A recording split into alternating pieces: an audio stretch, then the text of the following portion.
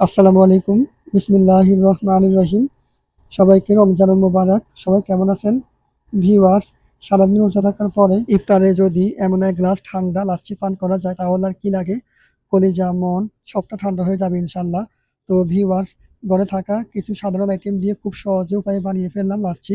তো আর কথা নয়, চলে যাওয়া যাক মূল রেসিপিতে, সাথেই থাকবেন ইনশাআল্লাহ।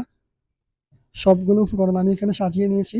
প্রথমে আমি নিলাম কলা, তারপর খেজুর, কিশমিশ এবং নিয়ে নিলাম সুগার ফ্রি চিনি। তারপর আমি এখানে নিয়ে নিলাম ১ কাপের পরিমাণ মতো দুধ পাউডার। আপনি এখানে চাইলে তরল দুধ ব্যবহার করতে পারেন। আমি ব্যবহার করলাম গুঁড়া দুধ।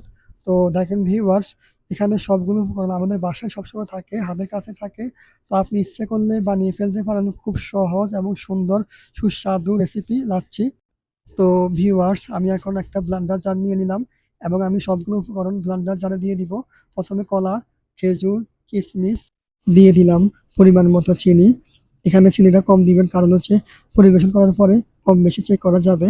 তারপর দিয়ে দিলাম পরিমাণ মতো পানি। সবগুলো উপকরণ দিয়ে আমি খুব ভালো করে চামচে নেড়ে দিলাম যাতে করে সবগুলো উপকরণ মিক্সড হয়ে যায় ভালোভাবে। তারপর ঢাকনা দিয়ে মুখ বন্ধ করে দিব এবং ব্লেন্ডার মেশিনে ব্লেন্ড করে নিব ২ মিনিটের জন্য।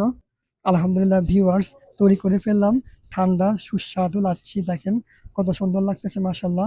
আমি গ্লাসে পরিবেশন করে নিলাম। তো ভিউয়ার্স, আর দেরি কেন? কালকেই বানিয়ে ফেলেন এই সুস্বাদু লাচ্ছি। খাওয়ান বাচ্চাদেরকে, খাওয়ান সোনামণিদেরকে, খাওয়ান প্রিয় মানুষকে, ভালোবাসার মানুষকে। আজকের মতো বিদায়। দেখা হবে, কথা হবে অন্য কোনো দিন, অন্য কোনো ভিডিওতে, অন্য কোনো সময়ে। আল্লাহ হাফেজ। আসসালামু আলাইকুম।